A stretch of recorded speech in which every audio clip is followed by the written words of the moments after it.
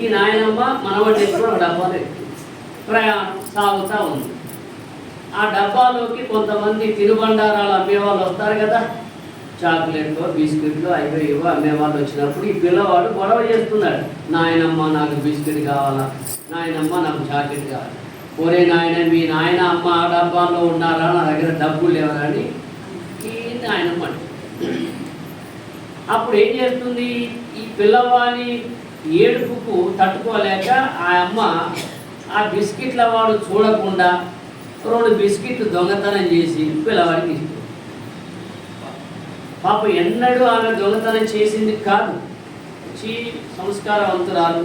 కానీ మనవాడి ఏడుపు తట్టుకోలేక ఆ 2 బిస్కెట్లు చేసి పిల్లవాడికి ఇచ్చింది. ఎట్లా అట్లా తిరుపతి చేరుకున్నారు. ఆ కోడేట్లో స్నానం చేశారు, దైవ దర్శనం చేసుకోవడానికి పోయారు. కళ్ళు మూసుకుంది అవ్వ, బిస్కెట్లే పుట్టుకొచ్చినాయి. ఆ బిస్కెట్లే పుట్టుకొస్తున్నాయి. ఎప్పుడు ఏలేగా పాపం చూడండి, ఏం చేయాలా, సరే పోనీ అనుకోని ఊరుకుంది. మళ్ళీ ఇంకో దేవుడి దగ్గర అక్కడ కొన్ని ఉంటాయి కదా, అక్కడ కళ్ళు మూసుకోవాలి బిస్కెట్లే. ఈ బిస్కెట్ దర్శనమే అయింది తప్ప అవ్వకు ఇంకే దర్శనం కాట్లా. ఇంటికి వచ్చింది, కొన్ని రోజులు అయింది.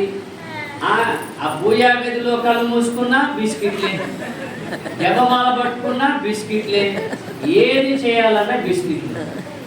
మరి అప్పుడు ఏం చేయాలా, ఈ బిస్కెట్ బెడద పోవాలని ఓ సిద్ధాంతిని పిలిపించి, అయ్యా నేను ఈ పని చేశాను, ఈ బిస్కెట్ నాకు గుర్తుపోతుంది, దీన్ని లేకుండా చేయండి అంటే ఆయన ఒక పెద్ద యజ్ఞం పెట్టాలని ఆయన పెద్ద యజ్ఞం పెట్టాలమ్మా, ఇది గట్టిగా పోయేది కాదు, పూజ చేస్తాం, యజ్ఞం పెడతాం, బిస్కెట్ బాధపోద్ది, నువ్వు ప్రశాంతంగా ఉంటావని. మరి ఎంత ఖర్చు అవుతాయంటే ఓ 10,000 అవుతుందమ్మని. ఇక్కడ 2-3 బ్రాహ్మణుల సామగ్రి ఉంటుంది, ఓ 10,000 అవుతుందంటే ఉన్నాంలే కదా, సరే పని అని 10,000 ఇచ్చి యజ్ఞం చేయించింది. యజ్ఞం చేయించిన తర్వాత ఆ యజ్ఞం ఉన్న చుట్టూ తిరిగి ప్రదక్షిణ చేసి కళ్ళు మూసుకుంది. మళ్ళీ ఆ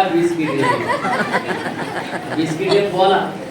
అయ్యా బిస్కెట్ మరి గుర్తుకు వచ్చిందంటే, అమ్మ ఇప్పుడే పోద్దా, యజ్ఞ ఫలం దేవతలకు అందాలి కదా, ఇప్పుడే చేసాం యజ్ఞం, అప్పుడే అందుతుందా దేవతలకు, అందదు అని చెప్పి తడిచిపోతారు. మళ్ళీ కొన్నాళ్ళు జరిగింది, ఏం చేయాలి, బిస్కెట్ బోట్ల మళ్ళీ సిద్ధాంతిని ఆశ్రయించింది పాప అవ్వ.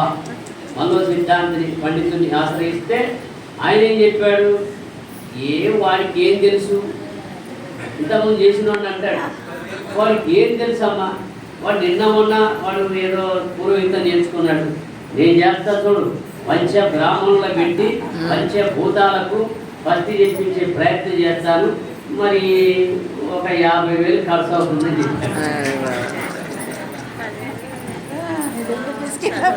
50,000 ఖర్చు అవుతుందని చెప్పాడు. వాడికి ఏం తెలుసు, నేను చేస్తా చూడు అని. అప్పుడు 50,000 ఖర్చు పెట్టి యజ్ఞం చేయించింది పాప. యజ్ఞం చేయించింది పర్వాల. ఆ యజ్ఞ ప్రసాదం తీసుకొని కళ్ళు మూసుకునేసరికి మళ్ళా అదే ఇంకేం చేయాలా, ఇట్లా ఒక సిద్ధాంతిని ఆమె ఆశ్రయించి లక్షలు ఖర్చు పెట్టింది. బిస్కెట్ బాధ మాత్రం పోదు. ఎవరో ఒక మహానుభావుడు ఇలాగే వచ్చి వేదాంత తత్వజ్ఞానం చెబుతున్న మార్గం వెళ్ళి జ్ఞాన మార్గం తెలుసుకుంటే అప్పుడు ఆ బిస్కెట్ బెడద పోయినట్టు మనకు ఆ కథారూపంలో తెలియబడుతుంది. ఎందుకంటే మనస్సు ఎక్కడో ఒక చోట నిలబడితేనే దాన్ని మర్చిపోతుంది, నిలబడకపోతే మర్చిపోదండి. అందుకే ఆచారం అనేది ఉంది. ఆచారం అనేది ఒక పద్ధతి. ఆచారాన్ని సృష్టించే వాళ్ళు ఆచార్యులు అంటారు. అదేవిధంగా జ్ఞానాన్ని ప్రబోధించే వాళ్ళను గురువులు అంటారు. గురువులు అంటారు. అందుకే గురువులు రాసిన వ్యాఖ్యానం చూడండి మీరు భగవద్గీతకు, కొంతమంది పండితులు రాసిన వ్యాఖ్యానం చూడండి, తేడా ఉంటుంది. అదే శ్లోకాలు